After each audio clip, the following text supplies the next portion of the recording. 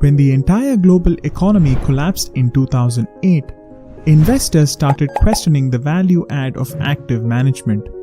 In 2007, the world-famous investor Warren Buffett even bet that index funds like S&P 500 will beat active management funds in the course of 10 years. And guess what? He was right. With this underperformance of actively managed funds against index has resulted in the shift of investors from active to passive way of investment. While passive mutual funds have their own perks, ETFs gained more popularity over them due to their tradability, transparency, and low costs. So, which one is right for you? Mutual funds or ETFs? Let's start with the similarities first. Both mutual funds and ETFs are diversified baskets of securities such as stocks, golds, bonds, etc. In both instruments, people pool their money together and there is a fund manager who makes decisions on their behalf as to which stocks are to be added or removed to help you gain profits. While mutual funds are usually active, where a fund manager decides which stocks to invest in and when, an ETF almost always tracks an index similar to index funds.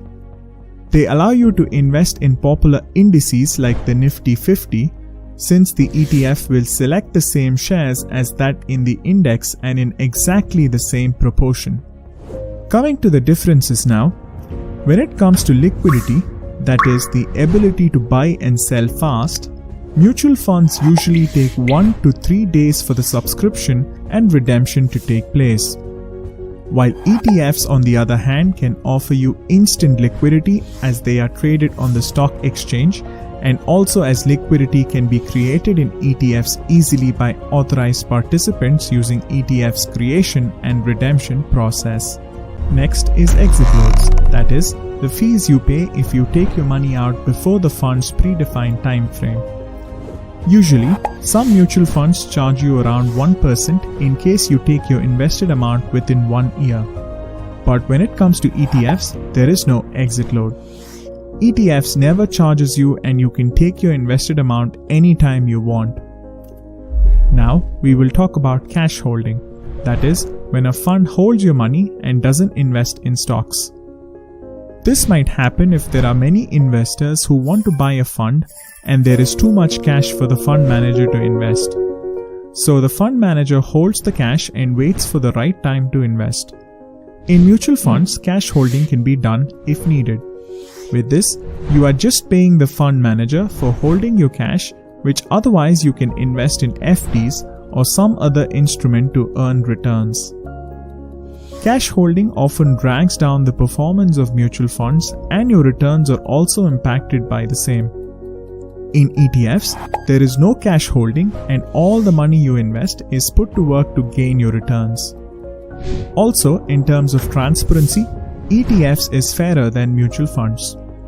As ETFs holdings are published every day and you can see its value in real time, and also you can see the portfolio holdings on a daily basis. While in case of mutual funds, there is less transparency into holdings as mutual funds NAV is only available after the market is closed, and also the overall mutual fund portfolio is disclosed once in a month. Now comes the most important factor, that is the fees or the charges you pay while investing in these instruments. Mutual funds can be actively or passively managed, and most ETFs are passively managed. That is, the stocks in them are changed in a predefined time interval, usually 6 months. As the changes happen not actively, the trading and transaction charges of passive mutual funds and ETFs are usually less than active mutual funds. Amongst passively managed mutual funds and ETFs, the expense ratio of ETFs are way less than that of mutual funds. The main reason for that is there are no exit loads, and also there are low trading costs associated and no distributor and agent's commission in case of ETFs. Mutual fund expense ratio are usually in range of 1 to 2%, while that of comparable ETFs are around 0.3 to 0.6%. Expense ratios are the fees you pay to the AMC, and these charges are deducted on a daily basis, and it can impact your returns significantly in the long term. Just to give you a context, if you invest lump sum rupees 50,000 with a CAGR of 15% for 30 years, you will be paying 15 lakhs as fees if the expense ratio is 2%, and you will be paying rupees 2 lakh as fees if the expense ratio is 0.2%. So these were the major comparative points between ETFs and mutual funds. And as both instruments have their pros and cons, it is up to you which instrument you use to invest. But take into consideration your investment goal and risk profile before investing in any of these.